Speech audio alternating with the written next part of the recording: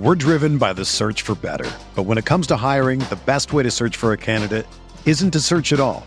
Don't search, match with Indeed.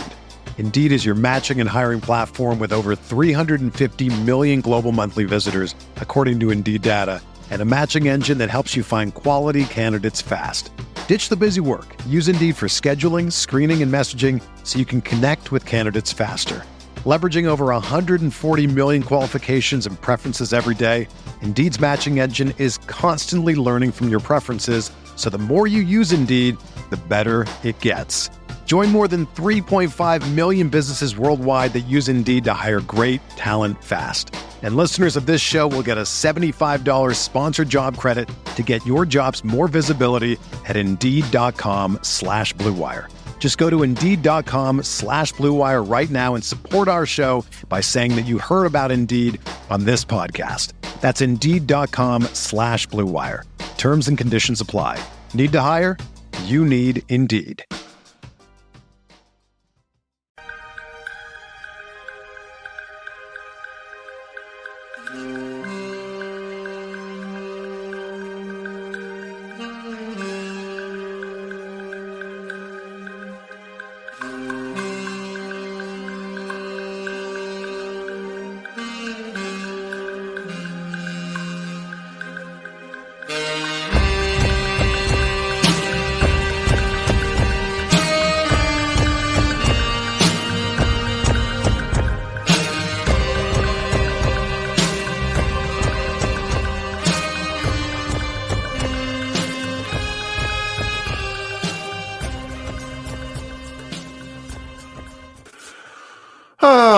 Hello, friends.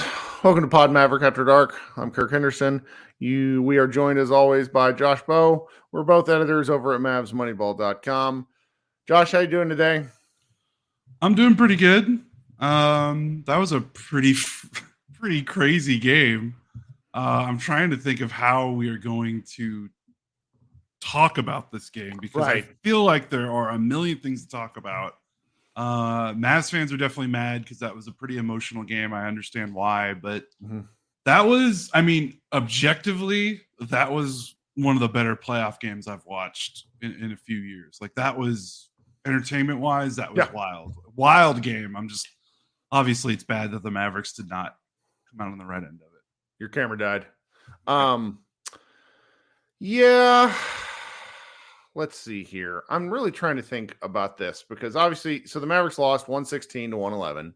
I think really the best way to go about the big element of this game is to sort of discuss it in halves, where you look at the Mavericks in the first half of the game, then you look at the Mavericks in the second half of the game. And the first quarter, the Mavericks came out and effectively got blitzed. The Clippers hit 8 of 11 from 3. And they scored a gajillion points in the first quarter. Where is my game log here? It was really rough. It was 39-16 after one. Now, the three-point shooting for the Clippers in the first quarter is something that you kind of got to live with because I felt that the Mavericks actually played them pretty well. A lot of the threes were contested threes, and I think as the advanced data comes out after this game, we'll see more and more of that. I mean, the Clippers ended up hitting, 18 threes in the game? Yeah, 18 threes. Yeah, 18 threes, yeah. How many of those were contested? And that's a lot of points when you 54 points from the 3-point line. Correct? Am I doing that math right? Yeah, that sounds right. You're asking the wrong person for math right now. I'm sorry.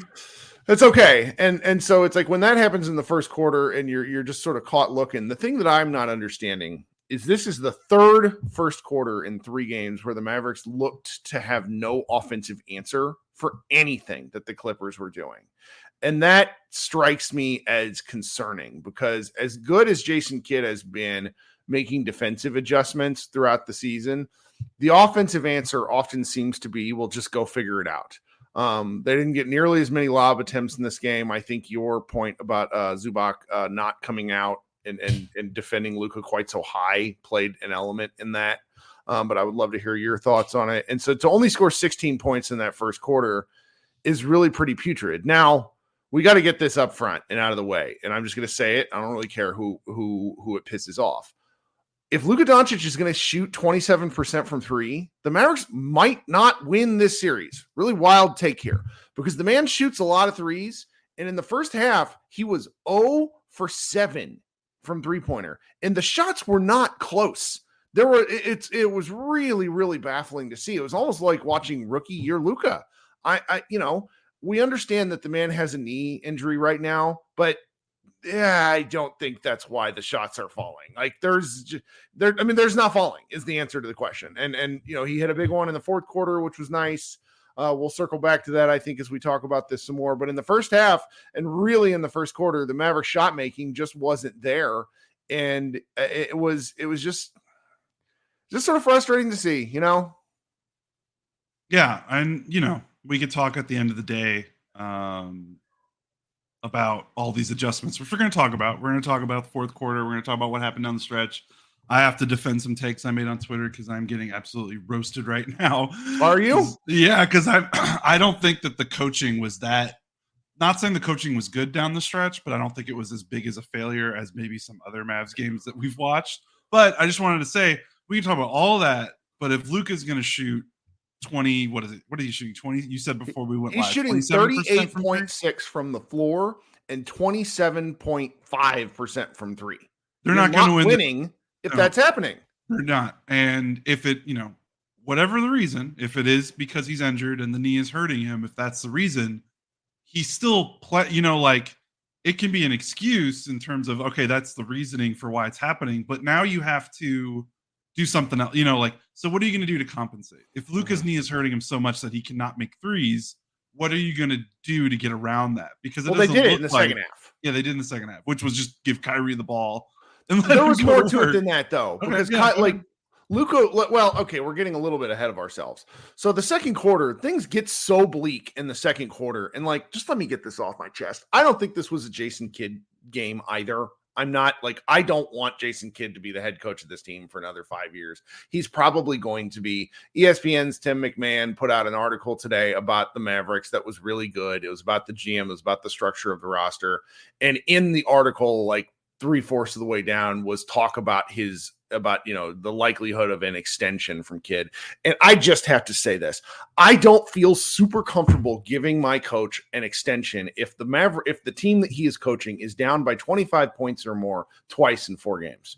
Don't feel great about that. Sorry, probably not fair. Don't fucking care. I don't want to hear about Jason Kidd's coaching extension in the middle of a fucking playoff series. Let's win the series first, and then we can talk about that stuff.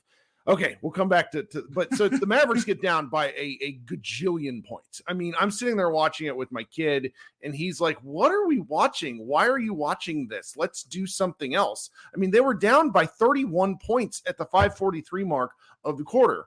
Then what happens? I actually literally texted my friend Jay Kyle Man of the Ringer, and I said, what I assume is going to happen is Kyrie Irving is going to go absolutely bonkers because there's no pressure now. And the no pressure comment may be a little bit unfair, but when you're down by this many points, who cares what kind of shots that you're taking? Kyrie absolutely wills them back into this game in the second quarter. They cut the lead to 19. It was 17 at the half, and it arguably could have been closer. The Mavericks played really, really nice to finish the second half. The third quarter comes out, and the Mavericks continue to punch, and they get the ball down. They get the lead down to about 10 points. Josh Green comes in the game, and there's a wild sequence of a fast break. I'm trying to remember what the play ended up as, but Luka gets a fast break. Josh Green misses kind of a kick out 3, which he pump fakes for some reason. And then there's a wild fast break play where Luka gets the ball on the break. And I don't know why he doesn't give it up because he's not moving very well and gets stuck at the free throw line, and they end up with a bad shot. And then there's a series of missed dunks. There's just the Maverick momentum basically got killed once they brought it back to 10 points is the point that I'm trying to get at. That's in the third quarter. And so the Mavericks keep kind of working. They get it down to 2 points, and then the Clippers effectively explode to end the fourth quarter in what was going to be a preview of what would happen to the Mavericks the rest of the game, where let's see here. I'm scrolling through this to make sure I get a lot of the details right. But the Mavericks effectively in the game or in the fourth quarter down 4, which is pretty impressive after being down 17. That's a really great way to cut into the lead.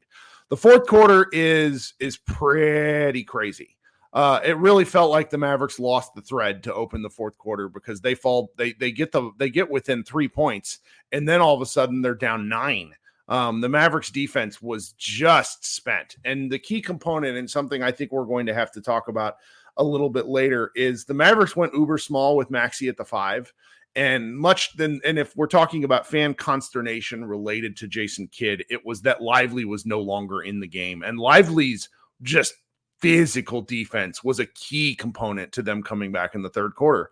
Kyrie and the Clippers effectively trade buckets. Derek Jones has a couple of huge makes in there. The Mavericks hang around. They tied at 100 points at 4:25 with the Kyrie Irving shot. And then they actually take the lead on a wild Kyrie Irving layup at 2:15 at one. It was 104-105. But Paul George nails a corner step back 3 that was effectively behind the backboard. And James Harden at that point was taking advantage of Luka with 5 fouls and hit floater after floater after floater to effectively end the game for the Mavericks. It's a pretty tough way to lose this game. I don't understand well, how about this? I would like some of the decisions explained to me because I think they have good basketball reasons, but I'm not at the moment, without watching some of them again in the fourth quarter, entirely understanding what's happening. Yeah. So let's talk about the elephant room, and it's of course Harden going nuts in the final moments of the fourth. That's the game. What did he have? I'm looking it up right now. He scored 15 points in the fourth quarter on 6 of 8 shooting. All 6 buckets were 2-pointers. I'm pretty sure all 6 were in the paint or somewhere near the paint. I'm looking right now. Yes, all 6 were in the paint, floater range, outside of the restricted area. So this is tough because I actually think the Mavericks did try some things. And I understand no Lively at all.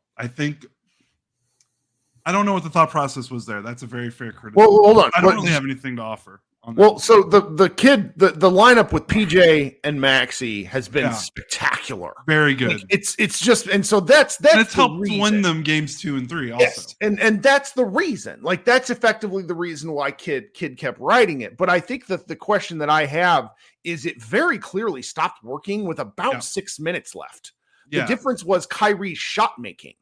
And that kept them in the game. So I'm sort of wondering, they're targeting Luka. They did the nice thing where they were getting PJ on the switch in the fourth, but PJ was wildly overplaying Harden's hand, and Harden just went to the basket. Like he had and met no resistance. They never really sent doubles at him, which I think was probably the right move. But it's just when you get killed by that many floaters, that many times in a row, it looks like you got to try something else in hindsight. Yes, I understand. And I'm not saying what I think my main point is not that the coaches are without criticism or without thinking that they can make some sort of adjustments. They absolutely can. Like you don't lose a playoff game without thinking that there's things you can do differently. I just meant it just didn't feel as egregious because they did try stuff, just didn't work. And I didn't think it was this dumb stuff to try. So really they tried, they tried Luka in isolation at first because I honestly think the Clippers have been at their best when Harden's been in the pick and roll. I think the Clippers have been really stymied whenever they try to go one-on-one, including against Luka. How many times did people share that stat of Luka in isolation against Harden, Kawhi, Paul George? I think it was in game 2 where they were 2 for 11 against Luka in isolation situations or when Luka was guarding the shot. Luka has played really good defense in isolation against all 3 of the stars. So I think the Mavericks thought, okay, let's trust Luka on here so that we don't have to send help because we really lose the thread on defense when we give up open threes and when we get into a rotation and kind of get into that blender. So I think that was the thought process. What didn't work was Luka had 5 fouls and he was not guarding. Mm-hmm. He had 5 fouls. And he was letting Harden go by him immediately without trying to pick up because he did not want to pick up the 6th foul. It was very obvious. Maybe you want to criticize something. Coaching staff should have been more proactive in realizing that earlier. Because it really did happen the last 6 minutes of the quarter. Yeah, like, they shouldn't have put Luka on him if they knew with 5 fouls he wasn't going to guard. But I'm guessing that's what they thought. They thought he would still guard because he had done it before, and he had 5 fouls, so he wasn't. So that was bad. They did change. They did. I think it was before Kyrie made the crazy layup to give the Mavericks the lead. They still had Luka on Harden, and they brought PJ Washington off of Terrence Mann to double him. When Terrence Mann was like in a weird, he was nowhere threatening. Mm-hmm. He was somewhere near like the block and the 3-point line. Like he wasn't even a threat. And PJ came out to double Harden, and the Clippers basically threw the ball away or got I can't remember what the result was, but they got a bad shot or a turnover. That was really smart, and that worked. And then then what happened when they came down the next time is they just got PJ into Harden right away. Now that's an adjustment. Now the weird thing is, what I don't understand, and this is something that, if they ask Kid, I don't know if he's going to give a good answer, but they're going to have to find an answer for this in Game 5. PJ was playing so up on Harden. Mm-hmm. PJ's a great defender. There's no way he can stay in front of Harden when you're playing in his hip pocket. Like Harden is so good of a player.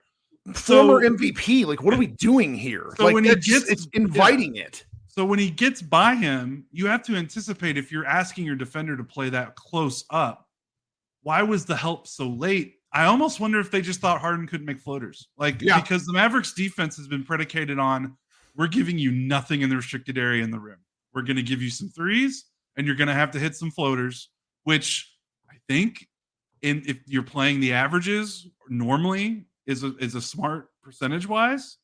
But clearly it wasn't working in this game. Like Harden was in his bag. And so you probably needed to make another adjustment quicker and be like, okay, if we're going to have PJ guard him up so close, then we need that help to meet him at the free throw line, not at the rim, because he's just going to toss some floaters. Or they had to have PJ playing off of him and dare him to make threes. But I think what spooked the Mavericks in this series is Harden is making his threes. Yep. He hasn't been a great three-point shooter the last couple of seasons, but he's making his threes in this series. And they're contested. He was 4 of 5 today. 5 of 8 in Game 3, 6 of 11 in Game 1. Like he's making his threes, and I think that's maybe getting in the Mavericks' heads defensively a little bit, because I think if he was not making his threes and what he shot 38% on threes this season. So maybe they're just going historically, like because he shot for his career, he's 36. They're not defending him with some of the with frankly the respect. Yes. That's my opinion. I think they thought he was going to miss some of those floaters. I think that's what went into it. And I understand why that drives you crazy, because he did it, 6 times in a row, basically, to end the quarter. Mm-hmm. But I think the Mavericks were trying to play the odds, and it burned them. It's not like he was getting uncontested restricted area layups, but he was getting uncontested floaters. Kirk, here's a stat for you. The Clippers, for this game, 9 of 18 in the restricted area, 50%. Good for the Mavericks, right? Yes. They were 14 of 24 in the paint outside the restricted area, 58%. League average is 44. The Clippers basically took the shot that the Mavericks defense schematically wants to give and ate them up. They just ate them up. And I think you might have to. I think you might have to write on that. Yeah. Do you write that off as a 1-game thing, or do you say, hey, try to do that to us again in Game 5? Well, I suspect I suspect they do it for Game 5, because the defense is what brung them here. And this is where I wanted to talk about something that Glenn mentioned in the chat that I think is worth it. The reffing in this game was so weird. And not not bad, weird. Yeah, it was inconsistent, because Luka picks up some BS fouls in the first quarter that effectively changed how he played the rest of the game. That's just a fact. But then in the third quarter, the Mavericks were playing smash mouth basketball, where I'm watching this going, how is that not a foul on Lively? Now, keep in mind, I don't fucking care. I want the Mavericks to win the basketball game. I'm not going to sit here and act like I'm an impartial observer. But the foul calling in the third seemed to swing so far the other way. And it's just like the referees really lost control of elements of this game where they were missing really, really bad calls. There was one that got reversed where Zubac got fouled by PJ. Like PJ basically thwacked him across the chest and the ball goes out of bounds. And it's like, what is that ref looking at? And they couldn't overturn it because you can't overturn a non-call. Like it's just that sort of thing. And so like that ended up evening out entirely. So like the refs were effectively a non-fact, but it changed the feel of the game for both the Clippers and the Mavericks at various points. I was really confused. And that's the sort of thing where I think these Mavericks are really predicated on just getting fouls and then making free throws. And we got a couple people in the chat saying, come on, Mavericks, you have to hit your free throws. The Mavericks missed 5, which is fewer than I would have thought, but good Lord, it felt like some pretty terrible misses. And they had a huge free throw advantage in this game. Yeah. They had 25 attempts to the Clippers 18. They made 20. The Clippers made 12. Yep. But it felt like the way the refs were refereeing this game that both fan bases are probably really pissed off at the referee. Or just kind of like it didn't matter. It's inconsistent, Yeah. And what happens when it's inconsistent is that the players don't know what to do, right? Because if you call it like, hey, this is just going to be a rough game, we're not calling much. Yep. The players might still be mad, but they can adjust and be like, okay, so that's what this game's going to be like. When you go back and forth, the players kind of don't know how to settle into how the game's going. And the main one that happens more often than not that that players get super pissed about is the hand on the hip. Oh yes, that was so flip flop. Every possession for both teams, it was like, what is this? Because it's like Josh Green got called for one where it was like, huh? And then Luka gets them. Luka doesn't get many of those, frankly, just because he lets the guy ride his hip. Like it's almost like it's a feature, not a bug. So he's usually happy with that. But anyway, that was just an odd kind of back and forth sequence. All right, so we're about halfway through our show now. If those of you who are here watching live, we appreciate you joining us. If you wouldn't mind hitting a like on the stream, I would greatly appreciate that. If you would also consider subscribing while you're down there. And this rarely happens after losses, but if any of you are at all interested in leaving a tip for Josh Bowe and I, we very much appreciate that. Like appear now, appear later says Josh's breakdowns keep me calm. Good stuff, man. Appreciate y'all. Let's go get the next 2.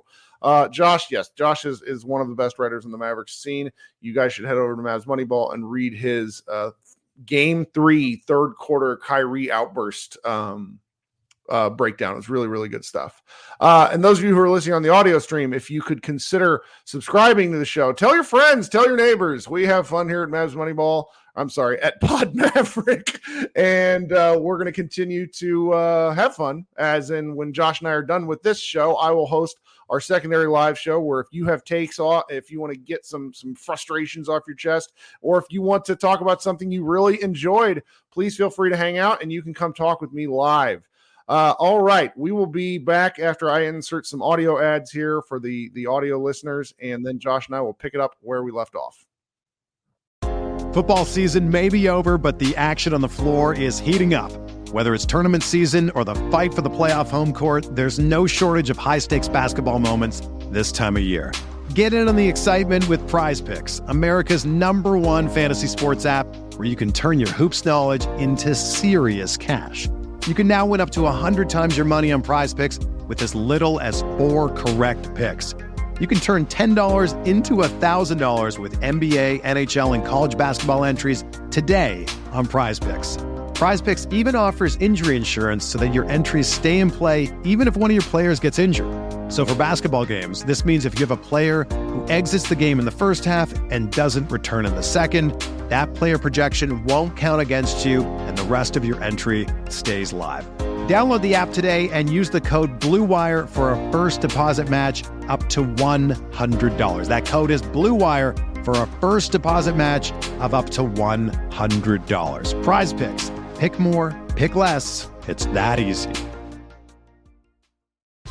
If you're a basketball junkie, then you know there's no better time of year than the NBA playoffs. Twice a week, JJ Redick is cooking on his podcast, The Old Man and the Three. He has guys come on in all stages of their careers to talk about the league and share stories you won't hear anywhere else, including Devin Booker on why he talks so much trash, Ray Allen's epic free throw competitions with LeBron in Miami, and the moment Tyrese Halliburton knew Pascal Siakam would be a good fit in Indy. In addition to player interviews, every Monday JJ breaks down the top 3 things happening around the NBA with unmatched analysis, not outlandish takes, and is often joined by masterminds of the game like Tim Legler to dive deep on rookie reports, trade breakdowns, and why is mean mugging now a tech. You won't find another outlet that covers the game as comprehensively and with such insight as JJ does it on The Old Man and the Three. Make this your companion podcast during the playoffs. Listen to The Old Man and the Three ad-free on Wondery Plus or wherever you get your podcasts. All right, so we've been a little grumpy, and I think rightfully so, but I do want to take a few minutes to really appreciate the 40-point outburst from Kyrie Irving. Man, just a really go ahead. Oh, go ahead. I just want to say it's because it's coming in a loss. I feel like playoff loss performances just get lost to time, and it's kind of a shame because this was a ridiculous game from him. Like just pulling rabbit out of hat type game. Like it was breathtaking. It was breathtaking. That's the best way I can describe it. It was a breathtaking performance. So there's like 17 things about Kyrie's game I would like to talk about, but the one I'm going to talk about was the layup that put them up 105-104. There were three Clippers. And he hangs, he's in the middle of the lane, he's somehow it's just like floating in the air and the ball goes up over the rim in. They cut to Mark Cuban, who's I think he's like 13 or 14. His son is staring at him with like a slack-jawed look. And then they look at each other and then they both just start laughing. And like that's the appropriate response to that shot. It was really quite the series of plays from Kyrie down the stretch there, and really in parts of the whole second and third quarter, I was pretty impressed by him. I think that if you were to ask him, he had an uncharacteristic 7 turnovers, which I don't have much of an issue with because the Mavericks were pressing so hard down 31. At a certain point, you're going to turn the ball over. I suspect he is probably like, what the world? I'm the game's best ball handler. How did I lose? Like he had a few that were like, where it was like there was a glitch in the matrix and the ball just ended up in the Clippers' hands like that. Did you see that one Norm Powell got in the fourth where he just like Kyrie had the ball and then all of a sudden Norm Powell has it? Like I think that's what is going, and that's where the kind of smash mouth basketball in the paint was starting to kind of vex the Clippers. I'm sorry, the Mavericks against the Clippers, because you would see Luka and Kyrie drive, you feel like they would get hit a little bit and then nothing. And then the Mavericks, you would watch James Harden drive, and this is just the truth, the Clippers have better 3-point shooters. There's more space for Harden to drive into, and the Mavericks have to close late, and then they foul at the point of release, not on the drive itself. So that's really where they ended up. You would like to see. I don't know. I wish what they would do, and really like it's Kyrie feels the game out. That's just the way he plays. I've gotten used to it. I really would love them to see, you know how like way back in the day when Kendrick Perkins was on the Thunder, they would like do a token post up for his big dumb ass to get him like involved in the game. I would love to see some absolute nonsense play to free Kyrie up for like a short jumper. Absolutely. Get him. They just don't do that. What do they got to do to get him going early? Like, is it a Luka thing? Is it a coaching thing? But I don't know what it is right now, but they got to figure it out. Honestly, I keep doing this. It's everybody, because if Kyrie Irving wants the ball, he gets the ball. That's the thing. Like when I read the comments, enough stature, like and it's like when I read the comments and everybody's like, Luka needs the bit. It's like, look, like if Kyrie wants a fucking basketball, he goes and gets it. I just want him to go get it earlier is all I'm necessarily saying. So it's really something. What else? Another kind of working our way through it. I was briefly terrified by Derrick Jones Jr. grabbing his groin. It can't really be understated how valuable he's been to the Mavericks this series, which is really shocking to me. He finished with 14 points and 7 rebounds. I thought he hurt his groin, but maybe he was just kicked in the nuts really hard. Is that what happened? I think so. Idea. And then he was awesome after that, by the way. He made awesome shots. That's a shame. He was 2 or 3 from distance, and I think they were both in the second half. Yeah, he had 14 points. Man, it feels bad to waste a 14-point Derrick Jones Jr. game. Yeah, I love these people like this yokel in the chat. Luka has the ball, dum-dums. Rah, rah, rah. Your favorite player isn't getting the ball. Kiss my ass. Watch a basketball game for once in your life. I mean, I understand part of that, but Kyrie had 3 shots in the first quarter and 2 turnovers. So like he had the ball a little bit. They didn't play make well. None of the Mavericks made anything. Yeah, he just didn't play well. I mean, again, these afternoon games are part of it, but the Clippers hadn't won an afternoon game all year. Well, no, our friend Lucas actually corrected us that they'd won one, but they were down double digits in every afternoon game of the year. Yeah. So that's a weird, I think, what do you want to make of, I don't know if you want to pivot. Sorry, I'm just kind of pivoting. It's fine. But this is a loss. It sucks. You're kind of like we're going all over the place on purpose. The Gafford Lively stuff. Obviously, I think everyone wants more Lively after what he showed. But is Gafford do they need to start Lively and maybe push Gafford to the phantom zone here? He's been ineffective in 3 of the 4 games. Maybe, but I don't think they will because I think they believe in the process more than anything else because it's gotten good results. But if you love that PJ Maxey lineup so much and it is playing well enough to justify how much you love it, you're splitting, there's not a lot of minutes for 2 more big men. You got it. You got to find a few more minutes for Lively. I think that's the answer there because Lively is a lot more he's frankly, he's bigger. Yes, he's significantly longer than. And I know a lot of people don't realize. I was with some friends the other night, and people are like, "Daniel Gafford's 6'9", and I'm like, "Yeah, he plays huge." But then you play against an actual 7-footer, and it's like, here's the difference. It's just it's a real thing. So I would like to see a few more minutes for Lively. While I'm thinking about cool plays, how amazing was that jumping bounce pass from Kyrie to Lively for a dunk? That might have been my favorite play of the game. They had great chemistry. Well, it's so crazy because the Mavericks have these rim runners and they have 2 guys who have the ability to throw great lobs. So, but with Lively, you're just the length and the wings. This is no discredit to Gafford. I don't know what Daniel Gafford. How about I look up Daniel Gafford's wingspan real quick because I'm just curious.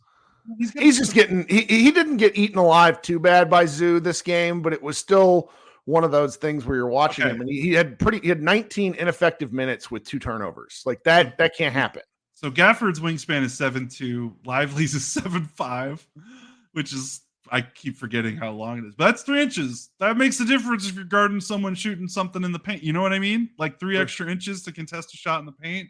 Mm-hmm. It sounds kind of stupid, but we're past. This is what's so crazy about regular season basketball and playoff basketball. 82 games regular season is so long, and teams, the focus when you're playing different games and you're not practicing, it's just a different game, and you can write off small sample size across 82 games, but a 7-game series, it's guys, we can't, you can't write that off. You can't write off small sample size when every single one of these games feels life or death.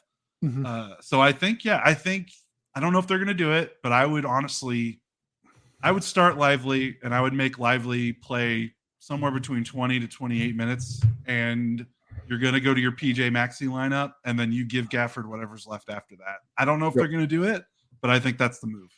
Yeah. I mean, and really, it's funny. I'm not necessarily defending any Luka minutes here because I am astronomically frustrated with some of his decision-making. You sent a message midway through the 3rd quarter, maybe, where you're essentially asking Luka threw a really lazy turnover that Russell Westbrook intercepted off of. It was left side of the floor. He's trying to get it to the right side. And it's just it was a soft pass that Westbrook comes around to the backside corner. Westbrook comes around and just grabs the ball. And you said something in our Slack that effectively that Luka was embracing the ice coverage and he was fine getting sealed baseline. And I don't understand a lot of his decision making. It's hard to categorize because we don't really know how hurt he is. I think his knee is bothering him, but I also think he's in his own head. I mean, I made a joke on Twitter that I think his 4-month-old is going through a sleep regression because he's making decisions like a man who is just a step behind, and that's the hallmark of Luka's game is being a step ahead.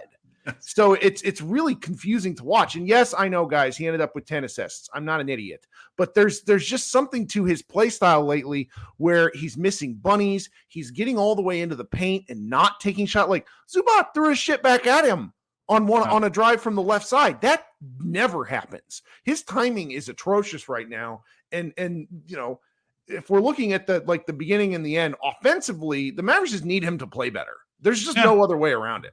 Yeah, for sure. And I think credit, if before Slow Hoops fan goes nuts on me, I think credit to Luka that he is doing just enough stuff outside of his shooting to lift his minutes afloat. Because if you would have told either of us before this series, hey, through 4 games, Luka's going to be shooting 38%, 27% from 3, we'd be like, oh, sweep, or Mavs are down 3-1, right?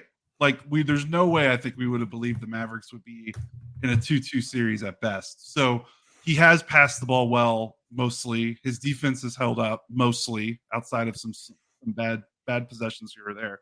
So he's doing some stuff outside of shooting to keep the Mavericks in these games. But at the end of the day, he does need to make these shots. And it's everything you said. The timing is weird.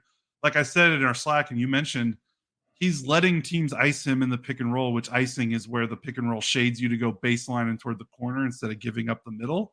And like, he's dribbling into the corner into these help coverages, and he doesn't have a shot, and there's not really an easy pass. And he's like normal Luka would be like, I'm getting around. Like, he would maybe snake back around toward the middle. Like, he's just kind of, he's letting the defense dictate terms, which is usually the opposite. Usually it's Luka that is dictating the terms. I think the biggest thing in terms of what he can change, and it's going to be tough because this is the elephant in the room. This year was his lowest rim rate of his NBA career. He got to the rim the lowest percentage of shots at any point, rookie year, second year, any other season. He's been dominating this season because he put up the best 3-point shooting season of his career. Yeah. So to be like, okay, Luka, now it's the playoffs where it's really hard. It's even harder than the 82-game regular season. Go get to the rim. That's tough when he's already shown that he hasn't been able to get to the rim as much as he used to for a variety of reasons. Well, and I think we'll talk about the why he hasn't been able to get to the rim thing. And a lot of people have takes on it. There was a Clippers fan who I think made a pretty fair comment earlier. He said Luka's knee is always hurt against the Clippers, and that made me laugh. I do think there's something to that. I mean, it's a long season, and these guys come into it a little bit banged up. Frenemy, and frankly, becoming outright enemy of the chat, my friend Matt Moore made a dumbass comment, which, thus I repeat myself. Love you, Matt. About how like Luka didn't hurt his knee. And what Luka did in game 1, for anybody who doesn't really seem to know what he did, he slammed his knee into the ground. Like, absolutely. So I'm pretty sure he has like one of those nasty bone bruises on the top of your knee that just isn't going to go away. So he has to wear those pads, and it's not going to get any better. This is going to be a thing, the whole time. It's just sort of the nature of watching Luka play right now. Just sort of wanted to get that off my chest because I think it was like both kind of a fair criticism, but also something that is worth paying attention to. It's not going away. I mean, I don't see where the he's gotta. Go ahead. Luka made the adjustment in the second half where he stopped taking shitty threes, and that changed. And not like shitty threes, like the 3-ball was a good foot short. I bet he's connected on long twos at a higher rate than he did in the regular season against the Clippers, while shooting well under his 3-point percentage so far. And that's just truly baffling to me. Westbrook he hit one over Westbrook where it's like, I hate that shot. It's just not a good percentage shot, but Luka's crushing it. And, if the Mavericks, if he doesn't have it, then they need to figure out more stuff that got going in the third quarter, which, yeah, some of it was giving it to Kyrie and getting out of the way. But like, there was a give and go between Kyrie and Luka for a layup. Like, they can do stuff like this. They just don't. Where have all the Kyrie Luka screening actions gone? They were doing that. I swear to God, they were doing that in the last week. Where's Kyrie setting screens? Remember that? Kyrie on a roll is a horror show for defenses. Where's Luka setting screens? He was doing that the last week of the season. Luka doesn't really set them the way he ought to. I know. I'm just saying, like, they were doing stuff in the last month of the regular season where I was like, this is different. And it's kind of not happened. They've been relying more on hero ball. So they got to do that. They got to have Luka screening Luka's man. They got to have Luka screening for Kyrie. Now, maybe with his knee, they just don't want Luka setting screens because that just invites contact that they're maybe trying to avoid. So maybe that's off the table. But, I mean, they need to try to do that if they can. The other thing that he got better in the second half is he has to go to the rim in the pick and roll. And he has to get there. He just has to. He can. He just stops. Look, how many times has he passed at the rim? He puts a hard pivot and then he stops. Yeah, he needs to stop passing to shooters at the three-point line when he's at the rim. He needs to put up those shots. He needs to press Zubats and go around him in the pick and roll when Zubats jumps out at him. If he can't do that because he's physically limited, then I don't know what you do. You got to maybe run some Kyrie, have him run off a Kyrie screen or something like that's going to be trouble. But he has to be able to do that. He can't pass at the rim. He's too good at the rim. Dude, he shot like 73% in the restricted area this season. He's too good at the rim to be passing out as much as he is. And I know he's a pass-first guy. And I know that's usually how the Mavericks are at their best, when he's beating teams with his pass. And that's what the Clippers are kind of trying to take away, because they don't want Dante Exum and Josh Green and PJ Washington and Maxi Kleber to get all these open shots. So there's got to be a balance. He definitely wants to pass because he wants to get his guys involved, but he's got to be able to take some of those shots at the rim when he gets there in the pick and roll. Yeah. Oh, yeah.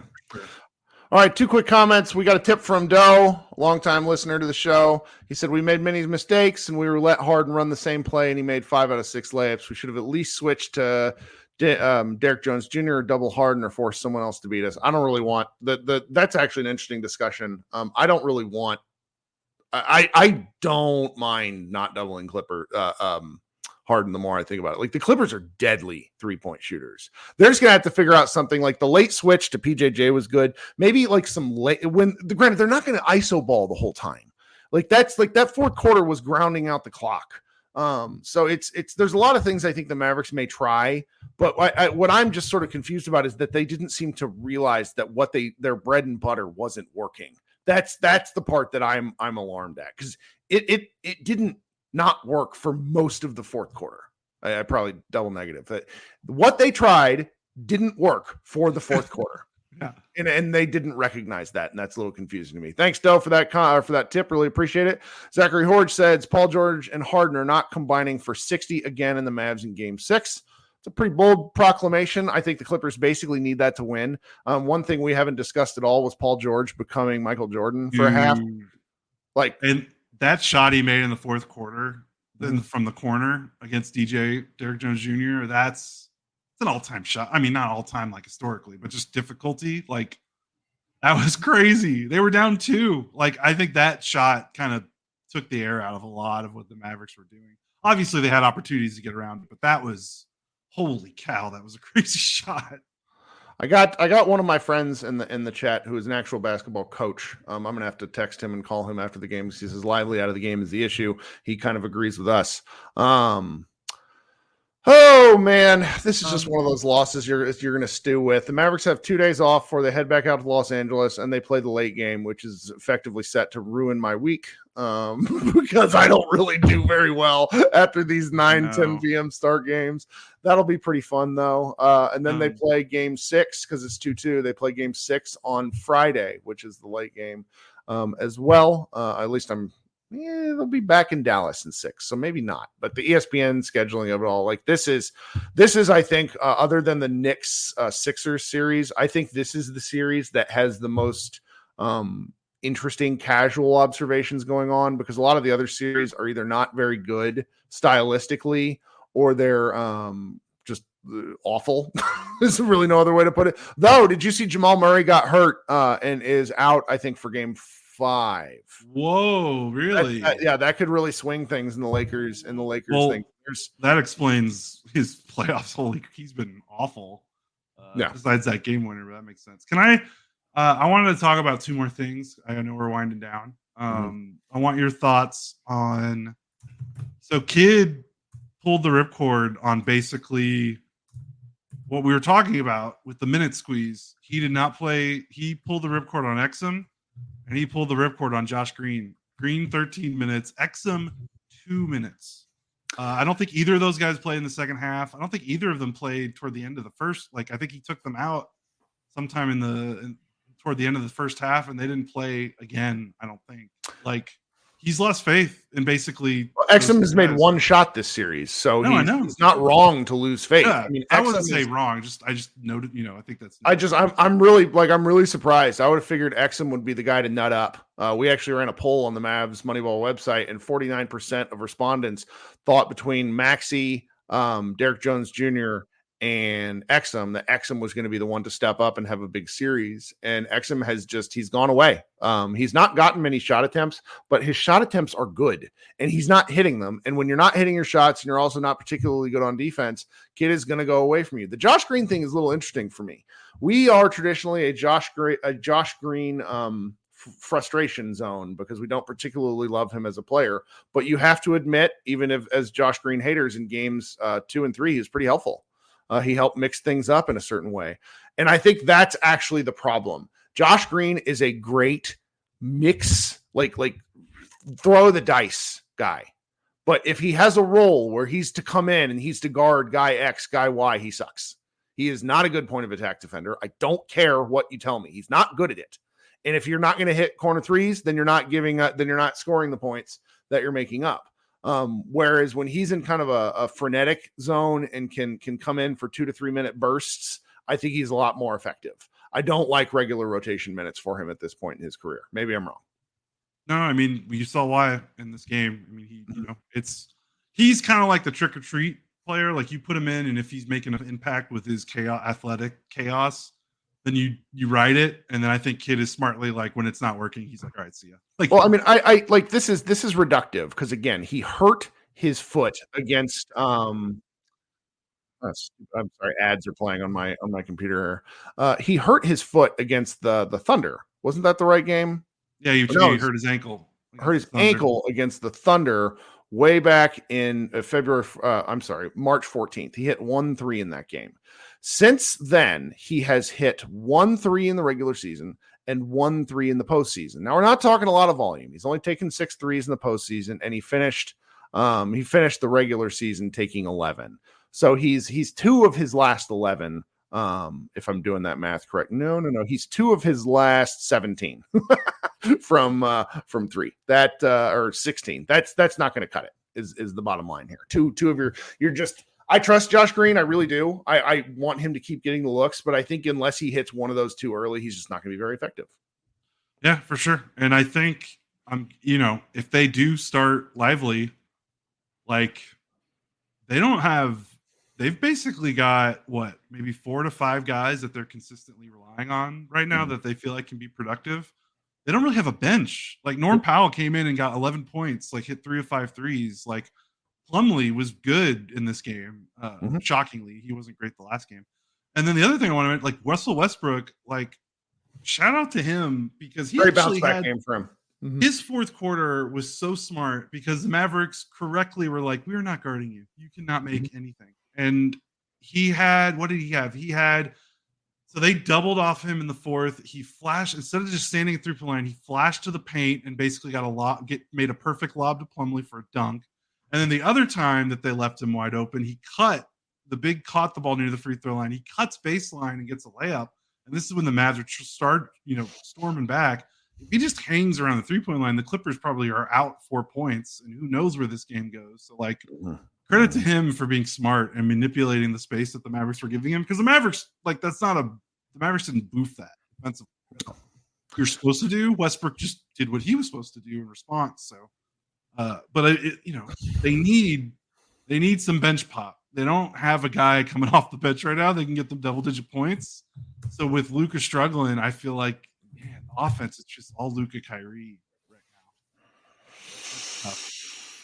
Oh, the fact that they nearly had a chance to win a game in which the Clippers shot 54% from the floor and 62% from 3 is pretty ridiculous. Yeah, it was Luka make a shot. Like I told Josh before we came on the air, if Luka shoots 33% from 3 for the series, this series is a sweep.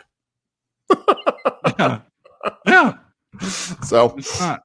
What are you gonna do? Okay, hang around if you want to talk in the after show. I'll be posting the link here shortly. Josh is going to go do some editing, I think, for MavsMoneyball.com. Yes.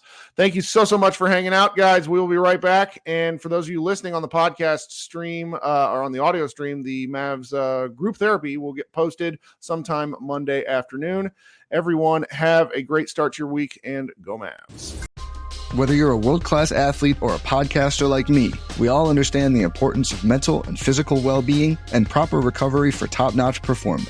That's why I'm excited that Unified Healing is sponsoring this podcast. Unified Healing is a new and super innovative global network of wellness centers powered by Energy Enhancement System, or EE System. If you haven't heard of the EE System, you'll want to listen up. This technology promotes wellness, deep relaxation, purification, and rejuvenation. In hundreds of locations across the globe, access to a center is easy and affordable. Interested in experiencing the EE System technology for yourself? Go to unifiedhealing.com/bluewire to learn more and find a center near you. That's unifydhealing.com/bluewire. No material or testimonials on the Unified Healing website are intended to be viewed as medical advice or a substitute for professional medical advice, diagnosis, or treatment. Always seek the advice of your physician or other qualified healthcare provider with any questions you may have regarding a medical condition or treatment and before undertaking a new healthcare regimen, including EE System.